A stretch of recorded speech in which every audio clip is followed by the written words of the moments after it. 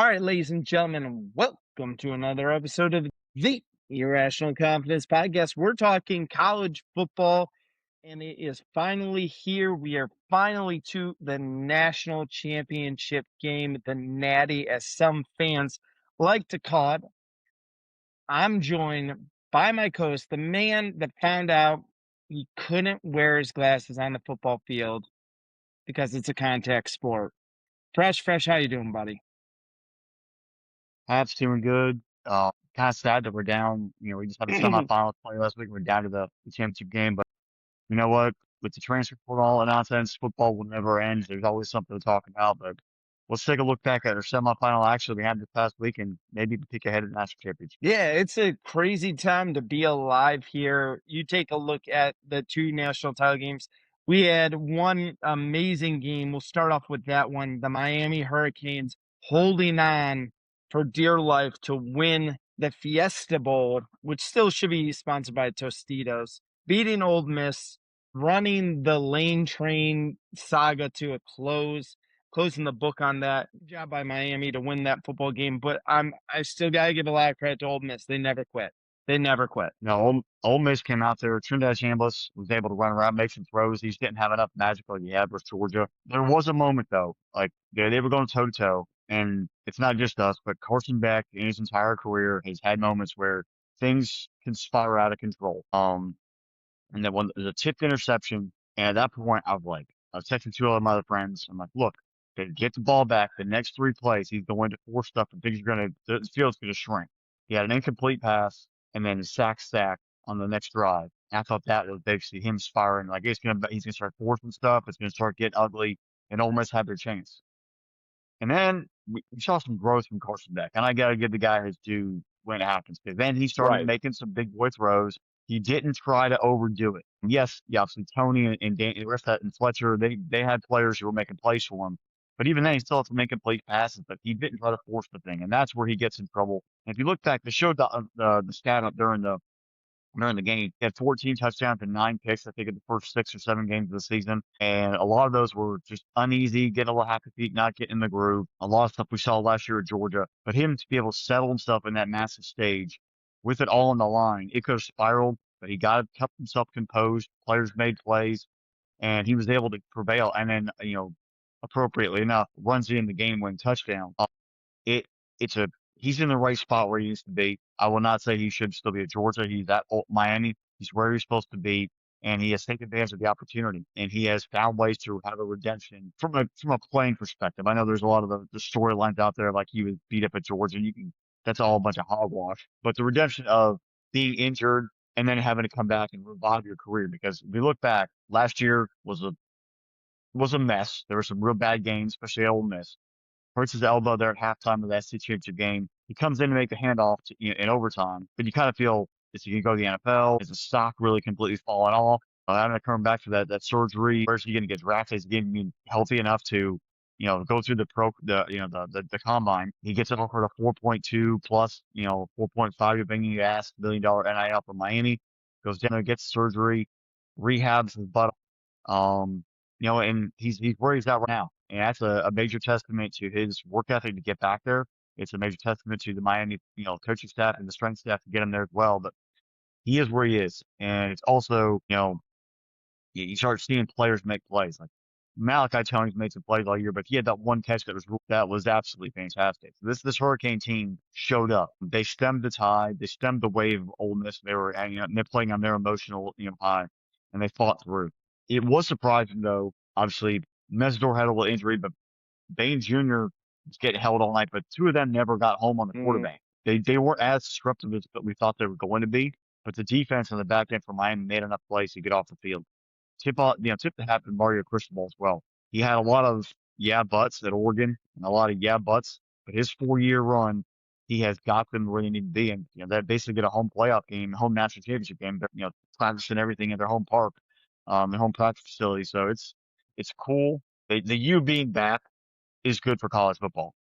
Whether you love them or you hate them, the U being back is good for college football. And seeing them having that resolve and pushing through is going to be really exciting on Monday night. They get to take on Indiana. But it's just you saw a team come together. The unsung hero, though, to wrap it up, is Fletcher. That offensive line and Fletcher running. If you look at his Right. 3 games in the playoffs, he has been a wrecking ball. And I think it's also helped Carson feel a little more confident in the offense. Though we're gonna, if we have to, we're just gonna run the ball and be a bunch of road graders because Fletcher's gonna start, just turning up yards at the contact. Having that combination is huge, and that's gonna be needed versus Indiana. Yeah. I've been absolutely blown away by Mark Fletcher Jr., man, through this entire playoff system. And he really controlled this football game. When they needed a tough yard, he was able to get it there. And again, I've had my fun with Carson Beck, calling him Sid from Ice Age, and it doesn't change that he still looks like Sid from Ice Age. But again, he has performed well. He has grown as a quarterback. He looks better out there. We'll see what that's going to look like versus Indiana. I'm intrigued on that one and seeing if they can't figure out a way to get bad Carson Beck to come back. It's still in there, but again, good job out of the Miami Hurricanes as well. And again, you said this, Fresh, is college football as a whole is better because Miami is good and Miami being back. Because, and again, there are some people out there that play the villain. Unless you're a Hurricane fan, majority of people dislike the Miami Hurricanes. It's the same reason with almost Notre Dame. It's the same reason Batman always needs the Joker. He needs the Penguin. He needs the Riddler. He needs all of these villains to feel pure and good, and he's doing the job of good out there. And the Miami Hurricanes are a bad guy. They're a villain. They're a heel in this regard.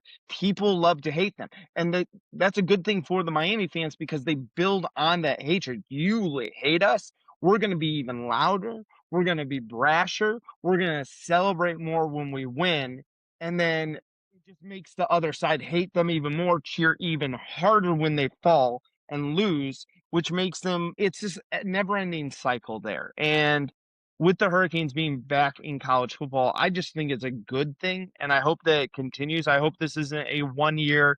We're going to have a great run through the playoff. We're going to pop a win here, maybe pop a national title, and they just can't fall off. They can't fall off another year. You can't go 25 years again before you're competing for a national title. You have to roll this into something bigger than yourself, the bigger into the program. Mario Cristobal has done a great job because I know there's talk about is he possibly in the hot seat if he doesn't win this year with all the investment they've done with NIL deals as well?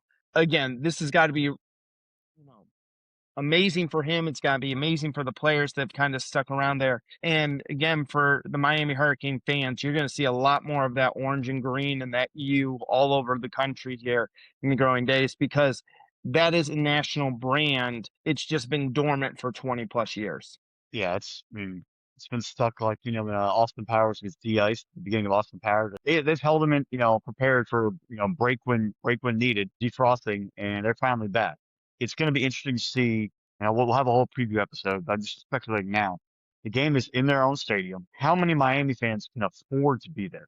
And I'm not saying that being angry, but these Indiana fans have never won at football and they are going to spend every last dime. They took over Mercedes-Benz in Atlanta. They showed up out there in the Rose Bowl in force. Based on what ticket prices are showing, that is going to be a very strong contingent of IU fans. Now, I will say, considering if you've been to a Miami home game outside of them playing Florida State or Florida or Notre Dame, that place is empty. For lack of a better, it's 60% full. No more. So Miami fans are used to having the not of a full boisterous crowd. They build off their own energy. They're going to have to do that for the national championship game because I got a lot of Indiana fans are going to be there and turn their home stadium into a road game. Um, and that becomes a us against the world mentality you have to embrace and be ready for the challenge. Whooping. And I mean a whooping. The whole thing is BTA lately. I think this is grandma get the wooden spoon to the backside there. And she got that old lady strength there with what they did to Oregon, Dan Lanning and the Ducks. I didn't expect this. I thought Oregon would keep this way closer. And then the next thing you know, we blink and it's, you know, Indiana's got 35 in the first half. And you just realize Oregon's got no shot in this game. Like they're completely outmatched. I think the question was posed, and I think we both got in on it, is the question of Oregon isn't really that good, or is Indiana way better than we thought they are? And the answer to that is Well, you have to look at Oregon came in some serious issues at running back. They had two Right. defensive players that week go play running back. So they were in a situation there, not to make excuses. They've had receiver issues all year, but it was a completely different team from when they played in Eugene and lost by Right. 10 back in October. I sent you the picture of, there's the meme up there of the girl in her little mini car, and she drives over her dad. It's like just Mhm. literally just getting run over. From the very first play was pick six. You're like, yeah, this is about to be BTA or about to get eviscerated on national television. It was nasty, but it was an entire collapse from Oregon because then the next drive, Dante Moore's dropping back. The running backs come up to protect and hits the ball out of his hand. He's trying to throw. It was just a Right. one thing after another. You already see an animal that's hungry and smells blood, and you're just giving them more and more and more and more and more. It just kept fueling, and it got out of control. There's no way Oregon could stop it. Mhm. Dan Lanning might not want to play in that building ever again because the last time he played Georgia to open the 22 season and got steamrolled. He's probably going to refuse any trip to Atlanta going forward because even before that, he was the defensive coordinator for Georgia versus Alabama in that 21 season and lost. So he's 0 for 3 his last three games at Dome and in that building and has not turned out pretty. There's no way around it. Indiana was elite with a capital ELITE. Like it wasn't even just an E, it was all Mhm. five letters. That defense was flying around. Front seven was making tackles. They were bringing pressure on Dante Moore. Their DBs were jumping everything. They were tackling Chris. There was no missed tackles that I can even remember offensively. You look at the stats, they are a run first football team. As great as Mendoza's stats were, if you look back at all of his recent games, they are run first, run first, run first, then play action and hit a big one. He's not throwing the ball 40 or 50 times. He's throwing the ball 18 to 23 times a game. And they're very, very lethal when they do throw the football because they have such a stable running backs so they can get it done. You have two amazing receivers on the outside. Pick your poison how you want to roll. It's a great story.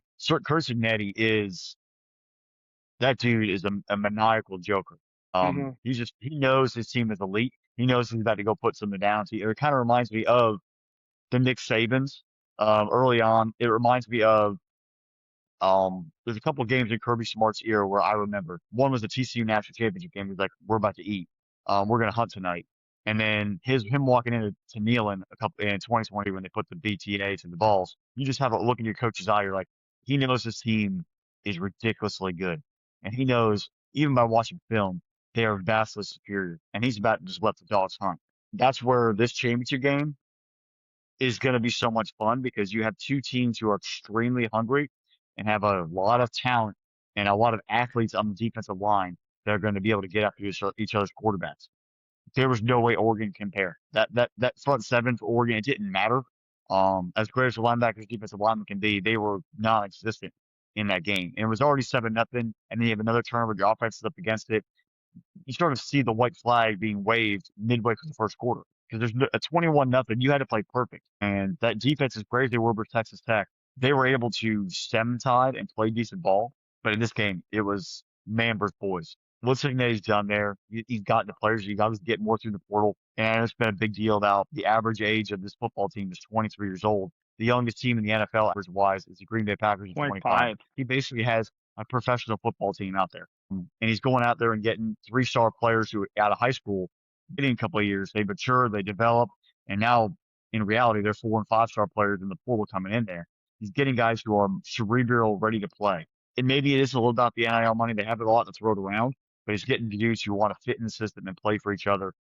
Mendoza at Cal, the last team to hold him in 2 interceptions and no touchdowns, the last team to actually beat him in a game was Florida State last year. Mike Norvell is the last guy to Mhm. beat Mendoza. He was a good quarterback at Cal, but he wasn't an elite quarterback. But you put guys in positions where they have talent around them, and it makes them all better. And to just because we're playing Miami, Ken Dorsey was nothing special at Miami. But when you Right. have that amazing team around you, when your offensive line is absolutely all a bunch of 5-star stuff, be first round picks, you have talent everywhere, you're going to look great. Mac Jones, we're seeing right now from Tua, there are certain players when you're on elite football teams, you don't have to have the elite quarterback. You have to have a great solid quarterback who understands to put your team in the right position to be successful. And the players as a whole, as a collective, will be elite together. You don't like the NFL is now what college football is becoming. You have to manage a cap. You have to manage a number within reason. But if you can balance that out to have talent at all spots, you're going to be successful. If you put it all in one area and you don't have the other 7 or 8 guys in that starting 11 in that same realm, it's a couple of guys trying to do the work of all as opposed to all contributing equally. And you're seeing Mendoza has the talent around him, making the right reads, being smart, being calm, knowing you have a support and a protection lineup every single time.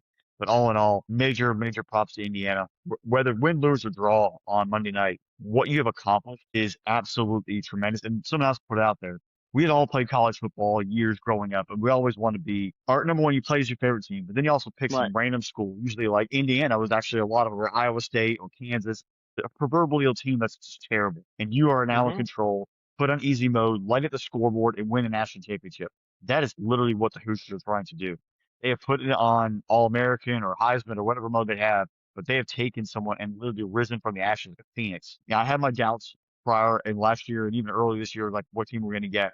I'm fully convinced. I'm locked in. Like they have it built there, and this is not going away after this season. No. You're seeing a wave of guys saying, "Hey, we can do it there. I'm going to go to Hmm. Bloomington. I'm going to play for Netty, and we're going to win." But awesome display on there on Friday night in the Mercedes-Benz Stadium. Yeah, Indiana, man, has just absolutely eviscerated the competition all year long. And, we went back and we said last year when they played Notre Dame and South Bend, I just think the team wasn't like to that point yet.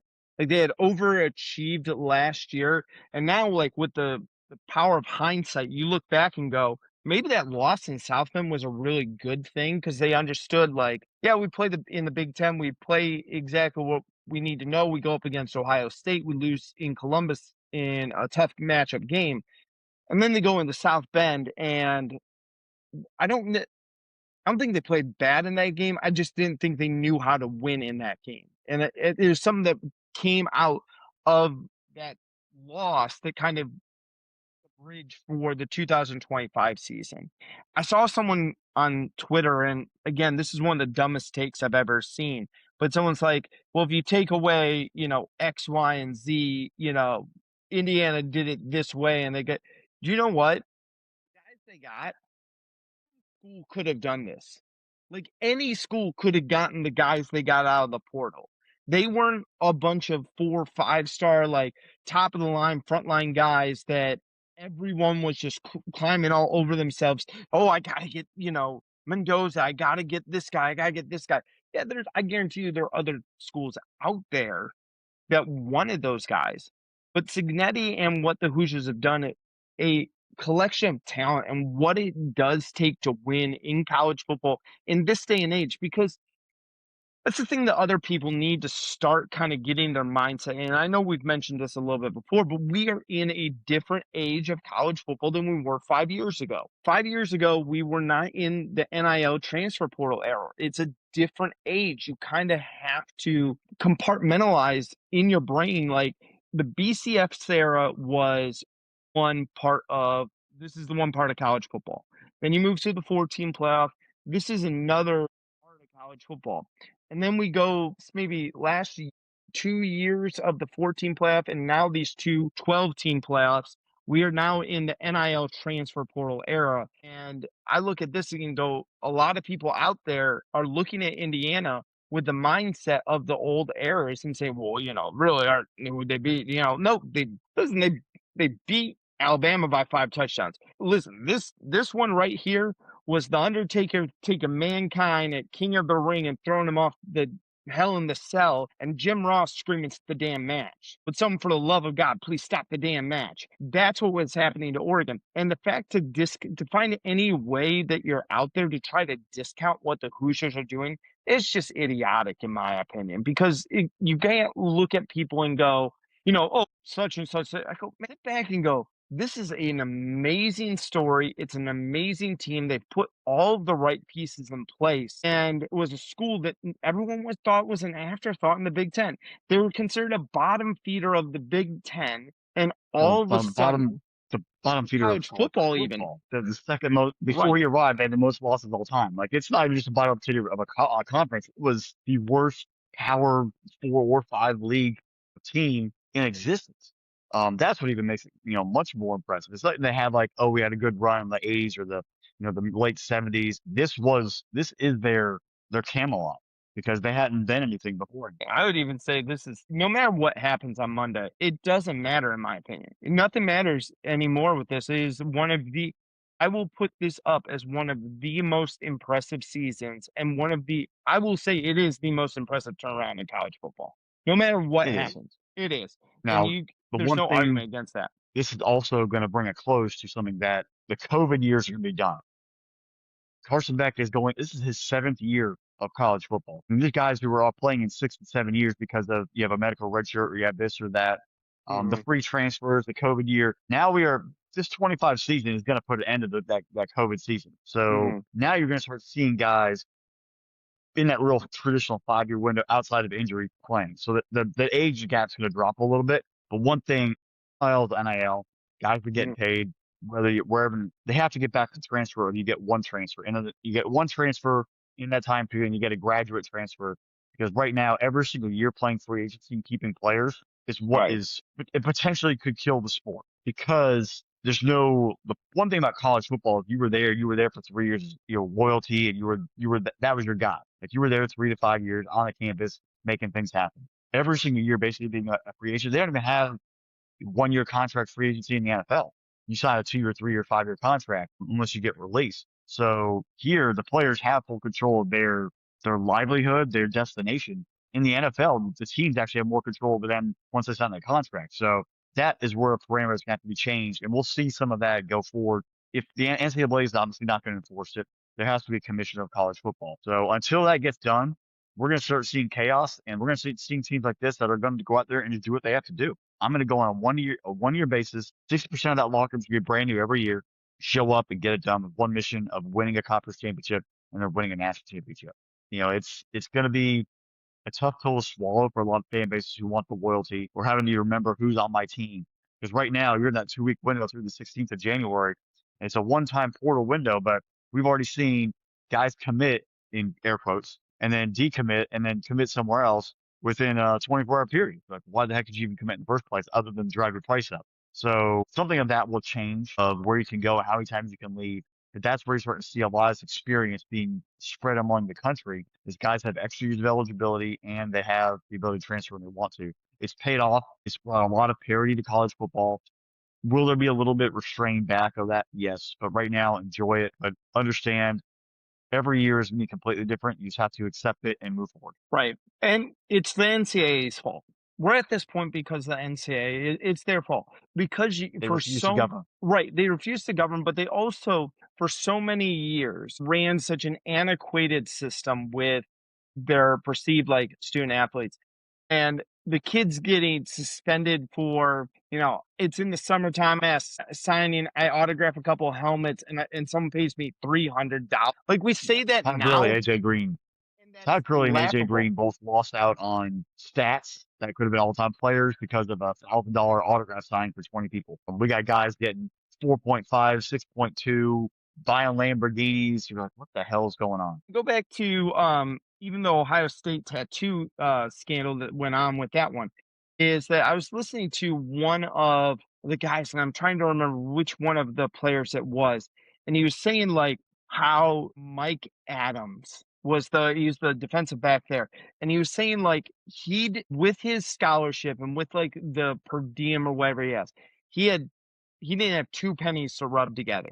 He could barely afford it. He ate off of his meal plan. That was all he ever got. And he wound up having a death in the family. And he could not get home. He couldn't afford to get home. So he wound up selling some of his gear in order to go home and use also some of that additional money, I believe, for like funeral expenses or give someone money like for this. The fact that we're at that point where these universities, these video games, because that was before EA Sports went on the hiatus for that, you weren't able to like get these kids something like he was like, no, no, no, you can't make any money off of your own personal image, likeness, or name. You can't do anything. No, no, shame, shame, shame. You signed autographs. How dare you put your own signature on a football helmet? How dare you put your Herbie Hancock on a football or a jersey and give it to an alumni who wants to lease you a car? How dare you do this? And then all of a sudden players get, well, this is stupid because I'm the one bringing you in billions of dollars. I'm the one who's packing the seats every single day. It's not the university, it's not the alumni. Because if that was true, that any other school would have sold out games and we wouldn't see the action with raccoons in the stands. You did this to yourself, NCAA, because you couldn't gradually say, hey, the system's kind of broken. These kids, yeah, we don't want to make them millionaires and give them too much money, but we didn't want to punish them and make them living below the poverty line if it's even considered below the poverty line. The problem is that the pendulum swung too hard. That's what it is. Like you had it way over here and it just swung as hard as it can to the other side of it. And now everyone's like, well, I'm just so upset and offended by him. Like, this is the problem. People didn't want to see there being a bigger issue at hand than it was. And now we have the situation that we're in. Now, hopefully they'll get it together. They'll get a commissioner. They'll put some guidelines in place. I'm all for kids transferring within a 1 year or 2 year window of that. I'd like the one-time penalty free. I don't even care about sitting out a year. I think that your transfer should cost you something. If you want to transfer a second time, make it monetary because you know what? I don't think kids are going to care about sitting out a year. I think they're going to be like, I can still earn like this. Yeah. I think that if you want to make it mean something, it's going to hit them in the pocketbook. When you hit them in the pocketbook, especially those kids, when they're starting to get a little bit of money, then they go, hey, maybe that transfer portal isn't the greatest thing in the world for me as well. And There's a few again, of us right I now. think there has to be They're learning about guidelines. contract law. They, th- there are schools right now that have these guys sign an NIL contract, and if they Mhm. leave, they owe X amount by a certain period. Kids are learning about contract law real quick. And other schools are giving them money to help compensate it, or trying to include that buyout in their new deal. It's not just free money. You have an agreement. You have to learn your agent or your representatives also have to be there and make sure you're well aware of if you're leaving, you owe X. You make sure you have that available within 6 months, or they're going to probably get increased fines or put you through litigation. So there are life lessons being learned all across the board. And then back to your point about not having much money. And we're at the point years ago, there was a soccer program and they put in a rule because a coach was making peanut butter and jelly sandwiches in the office for the players. So, because that was technically giving them a meal, what they did is they basically left a loaf of bread there and they had a jar of peanut butter and a jar of jelly and let the players walk in and make it because technically the coach did not make them the sandwich. That's how ridiculous it was. The ingredients were still there. But because the coach had pre-made the sandwich, it was now an illicit benefit as opposed to just having the ingredients ready and the player could just walk in during training and grab a sandwich and make it on their own. We've come to a point though, but I think that the transfer issue has got to come. That's where you have to have it. The NIL, the guys are gonna get paid. The guys have been getting paid forever. It's just how do we limit the extremely unchecked free agency that currently exists in the past couple of years? Yeah, I think it'll change eventually, but we're gonna ride it out, and we kind of got to deal with the system that's been built here, and that's the tough part with it. Like it is what it is, guys. You gotta live with the system. You might not like it, but until something changes again, and I hope that the pendulum doesn't swing too hard back our way. It's got to find like equilibrium in there. All right, Fresh. Before we get into the game, I gotta ask you this question here. For years, looked at this and we've heard all of this talk, officially the end of SEC dominance in football. I believe it is. I think that it's over, that the transfer portal in this era of college football, and again, I am going to preface it in this era of college football. The last three national titles are last two were won by Big Ten teams. This one's going to be played by a Big Ten team. They haven't even made the finals yet. And on top of that, I think that we've seen everything kind of evened out. And that's where it comes to the parity of it saying that regard. Now, I am going to tell you this. People are going to take out of context of me saying that the SEC's era of dominance is over and basically read into me saying that the SEC sucks. That is not true. I am saying that the difference between the top tier conferences and the top tier programs, all of that has flattened out and is no longer viewed. I will agree from that perspective because it's pretty tough to say, 3-year bump. The last time there was a 3-year bump with an SEC team playing for a national championship was 2000 through 2003. So it's been a long time. And if law of averages, eventually, some point, you're going to have it swing back. Yeah. With Miami picking up, if money's being slow around right now, it is what it is. What it is. The SEC has a serious playoff problem. I think even Kirby's going to have to find a way. Like, you put all that effort into winning the SEC, and then you've no-showed in your 2 straight playoff appearances. Where does the value come into play? What we're seeing right now in the Final Four this year, 3 of the 4 teams didn't even play for a conference championship. Last year, 2 of the 4 didn't even play for a conference championship. The majority of the final semifinal teams, the past 2 years of the 12-team playoff, didn't have to play championship weekend. You still have a 3-week off period, but they also had a home game that kind of got them to go, or at least that first game sort of get them the wheels going. Mm. It's a whole different, scheme as opposed to getting through a regular season and having a month off through January 1st, because time off really didn't matter, because in the past, you were going to play championship weekend, you get in the 14 playoff, you play on January 1st or December 31st, and then go play for a national championship, 10 days later. That layoff was still the same. But other teams having a game under their belt by then gave them a little more momentum. You never know. Sometimes the guys are just beat up. It's a grind. Injuries are a little more prevalent. Depth, the transfer portals where the depth is a problem. They were able to stockpile guys. You have guys there for 3 or 4 years. They have the one transfer that could sit out. Now it's with basically unblocked free agency. That depth is out every year. You're spending more time trying to retain your own team and then going out and grabbing a couple of guys in the portal to make up for some gas. And you're trying to manage the NIL offers as well on top of that. So it is a much more of a broad horizon. Texas Tech, they've always been a cute football program. They were always 8-4, 9-3, and then NIL has them undefeated until they go meet Oregon. Utah has always been a gritty football team, but they weren't dominating through the NIL. They weren't paying players. They were getting done through guys who wanted to be there. Right. But you are start seeing Notre Dame can financially play at this level. Miami can financially play at the level. Sometimes, though, as we saw even before in Jimbo Fisher, money doesn't buy you love. They spent all that money and they got nothing out of it. Those guys all transferred out and went other places. It's gonna be I think it's an easy split of. It's a balance of getting a lot of talent being spread across the country. How can that team gel, and how healthy they are when it comes to January, and who gets hot. So it's much more NFL playoff where there is parity across the board, Mm-hmm.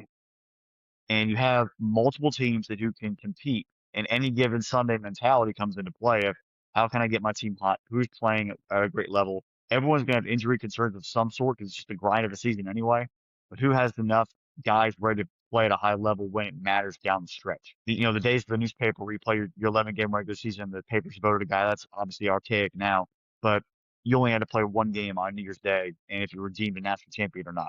Now it's, can you survive that 3 to 4 game stretch plus a 12 or 13 game stretch on top of that? You have to have a roster ready to go for 16 games. And maybe even 17, if you lost a championship game, got an at-large bid in the playoff. It is a depth, developing your depth and getting them to play at a high level when it matters down the stretch, but also good enough to get you in the playoff. It is a different mentality. Yes, there are now be some, guidelines where teams have to play, 10 power teams, on a schedule at least. The SEC Mm-hmm. has always had that, that's what the funny part about going from 8 to 9 games. The SEC already had that rule in place for the past 15 years. But it's now how can you maintain and grow? But it is definitely much more spread. The SEC winning every national championship in football is probably that is not going to happen ever again. You're not going to see them win 3 straight. I think any conference will have a max 3-year run. Right. If Indiana wins it this year, you're going to start seeing people like, oh, how do I get better? How can I take that next Right. step? And Well, in quarterback free agency we're seeing right now, who's the quarterback this year? And if you don't have a quarterback, you can have the roster of a million players like Texas Tech did. It doesn't matter in the end. and where they get developed, where their intelligence piece would be. I look at it this way, Fresh, and it is, I think, failure to evolve. I think Saban saw it coming and kind of was like, "Yeah, I'm out. Peace. I get this." Like, it is a young man's game. It's a young man's game, and we're gonna see these coaches who don't adapt to the new way of the world. Like, if you can, like, Dabo Sweeney is a great example. Dabo Sweeney has watched the destruction of Clemson. Like Clemson is a complete joke of itself. And less than a decade ago, they won a national title. You look at what he wasn't able to do. He just didn't adapt with the times. And I think that in the world of the Big Ten, especially when they added USC, UCLA, Oregon, and Washington. I thought you started to see them adapting in a different way in landscaping and what they do, like with their TV revenue. And they saw, eventually we're going to get to revenue sharing, NIL, and all of that stuff. And it's going to come into play with the pocketbooks on that piece. And then they, hit up the transfer portal as well. Now, again, I look back and I say, like, what all these factors mean. Does it mean like that the SEC sucks? No, it doesn't mean that is. I do think that they were a paper tiger this year. I really do, because I think that this year they were propped up quite a bit by ESPN. Why were they propped up by ESPN? Because it was in ESPN's best interest to prop them up. It was. Let's be honest Why with you. that's why Fox does it for the Big Ten. Yeah, it's the same reason Fox does it as well. And then I Your think your we your see the job is to play on the advertise your field. product. Right. And I see the play on the field there. And I asked myself the question. I said, what is the difference? What is the piece? But the whole idea, like, fool ourselves here, ladies and gentlemen. Let's not joke and sit there and act like I'm saying like the SEC is down in the same as the Sun Belt, the MAC, and the American. No, I'm not even saying that they're down the Big 12 ACC range. What I'm saying is that there's the Big 10 and the SEC. Right now, I'm going to say the Big 10 3 years in a row for possibly a college football championship, 2 years with them playing for a third. But then I also asked myself this other question too, because I go, the first round I think is always subjective. And I just go, all right, top 50 players in the NFL draft. Like, what was the breakdown in the top 50 overall players that are drafted there? And I went back and I looked at the last 2 years, and it is basically a 52 split. Now, the SEC has them at 52, Big Ten has it 48% of the players between the two conferences, a 2018 and 21-18 split there in the last 2 years. And that tells me that, again, playing surface has kind of normalized. I think that they have kind of mobilized, but I think that what we're seeing with some of the hiring of the coaches that the SEC has done, where they're not just hiring retreads, except LSU, they're not just hiring the coordinator off of such and such coaching staff. They're looking for guys that can actually coach, who love football and can put together a team. So I think that you're starting to see a response at this time. I think they're playing catch up. I think the Big Ten was a little quicker to go, hey, times are changing. Let's get on this quickly. And now the SEC goes, shoot, we got to get away from just doing star ranking kids. Like, let's just take the best star ranked kids and we'll figure out a way to make it work, instead of saying, hey, in this day and age, you really got to construct a full football team. You do. The draft is one thing that I will say though, a lot of those Michigan players that got drafted off that championship team are all frauds. None of them have done Oh, anything yeah. in the NFL. That was a we all know what that was. But it's definitely it's a pendulum swing. It's a response, and it's two powerhouses that each have very, very solid teams and great traditions that are going to carry the length. The ACC, once again, they bring Bill O'Brien to Boston College. They have James Franklin at Virginia Tech. It's cute and all. Um, that league is designed for Miami and Florida State to be the football powers and Clemson to be that third tertiary. They didn't expect Clemson to be the carrier, the banner carrier. And then for basketball, for Duke and Carolina to run the whole thing. That's where they constructed it. That's even when the lawsuit comes in, where Carolina, Clemson, Florida State, and Mhm. Miami are separate from everybody else because they know that the power brings. The league has never played out the way that they actually initially designed it, and it's actually to their disadvantage. You look at the Mhm. Big 12. Yes, they were Texas and Oklahoma. I don't care what anyone says. It was Texas, Oklahoma, and everybody else. And when they left, you can try, but bringing in BYU, UCF, Cincinnati, West Virginia, Colorado, you're just grasping at straws to make a conference, and you're trying to keep yourself strong. You have a large body, but it's not Texas and Oklahoma money and brand. Not that Texas has really won anything. That's fraud bill from a championship perspective if there ever was one, but it's still a brand. It's the most lucrative athletic department in the country. Who wants to get really pissed off and flex muscles? And that's where you start seeing now, like Mark Cuban, I don't blame him. He got pissed. He's like, sure, all right, I'm ready. I'm believing some Natty. I'm gonna start throwing down money. What Right. happened with the Michigan, boosters? They were very, very, very irritated. They went out and got Harbaugh, and they realized that Harbaugh was be sucking. Now, him taking a pay cut, I think that wasn't him graciously doing it. I think he was basically told, you need to take a pay cut or get Right. fired. He did it, and then he decided, I have to do what I have to do to win, and made some less than honorable decisions, and went ahead and got himself a championship. And in the end, all the alums, the Rich Eisens of the world, the Adam Schefter's of the world, all the Michigan, they can care less. They talk about Michigan all the time, but you know what? They won. And that trophy is there, and it's not even the NCAA determining a national champion. It's a separate committee. So as long as you win a title, nobody cares what actually happened. As Mhm. long as you had that trophy there. Back to the Miami days. They have two ESPN 30 for 30s about the U, 1 and 2. There was a whole bunch of stuff going on, and everybody knew about it. But they won championships. And in the end, people Mhm. care because they won championships. SMU. The only reason that people cared about SMU is because it wasn't the blue blood teams of Texas and the old Southwest Conference that were winning. A&M, Texas, Oklahoma, all those schools were doing it. But when little old SMU starts taking players that they were going to get and spending more money than they were spending, they're not gonna tattle on each other, but they're like, hey, we're going to join forces and go after SMU. So it's people want to cheat, they want to do it. It's going to happen. Things are flying around. It's when the school that no one expects doing it does it. Mhm. That's when people get irritated. It's when that outsider, Miami reshifted everything when they started coming up in the 80s under Howard Schnellenberger. They reset it there because Florida and Florida State were like, this is our state. How dare you come and do this? They've been pushed the envelope. We saw it with SMU, and now we're seeing it with Indiana and other schools where people are like, well, you've been doing it to us for years. I'm going to do it now. You know, you're not going to tattle on me because I know where all the bodies are buried, for lack of Right. a better term. Not to say there's actually any deaths, but it's a pendulum swing one way or another, and people will always try to say, all right, my turn to get my shot, and they're going to Right. go for it. Right. All right, Fresh. Well, you want to take a look at this national title game? Or you want to save that for a whole nother episode? Let's save it for a special episode. That's me. That's We'll going to s- require a little bit more of a deep dive. we'll save it for a very special episode. But hey, before you head out of here, make sure you hit the subscribe button, hit the notification bell as well. Fresh, I'm going to ask you one more question so people don't just head out of here before we go.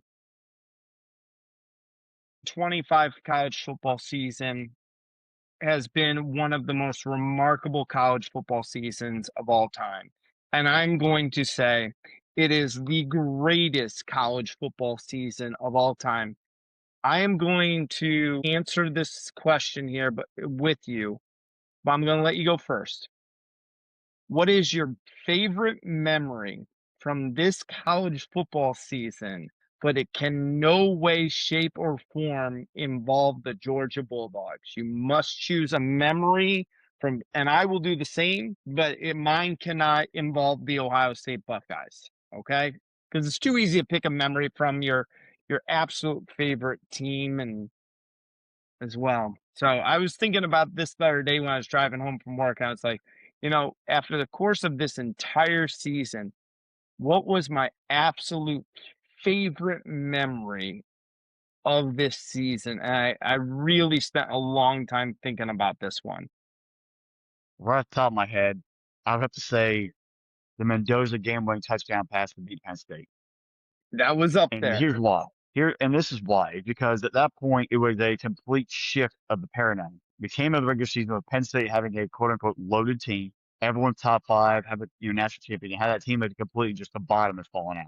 James Franklin just been fired. There was no hope. Drew Alar was hurt. It was a complete cluster bleep. And then Indiana becomes the heel. And we always talk about it. You eventually go from the hero to the heel. Like, oh, everyone wants to Right. see Indiana lose now because now you're number one. On the road in a hostile environment, getting beat all day, Penn State giving them a punch in the mouth, and you make a strike, and that receiver puts his foot down there, catches a touchdown, wins the ball game, all the way that everything had switched, and they were able to prevail and come through and like get a deep breath of like the magic is there. That to me, off the top of my head, best moment of the season. So I went really, really back and forth between this one here, and I had a hard time. I liked that one. I almost jumped on immediately and said, like, early on the season with Florida State upsetting Alabama week 1 in Tallahassee, and just like, well, what are we going to be in store for this one? I went. I was between two. the Georgia Tech win over Clemson in Atlanta. And that was a heck of a game. I just remember Haynes King just feeling like he willed the Yellow Jackets to win, and we've all been huge Haynes King fans. But I finally settled on another Penn State memory, and I really hate that we're both feeling like we're dumping and taking a dump on Penn State here. But 0-4 UCLA with Nico, all the drama. They were the first team to fire Deshaun Foster. People forget, like, UCLA was the first one to fire their coach. And everyone thinks that UCLA is like awful. Everyone's taking victory laps on Nico. And was it 1 week after Penn State had lost to Oregon?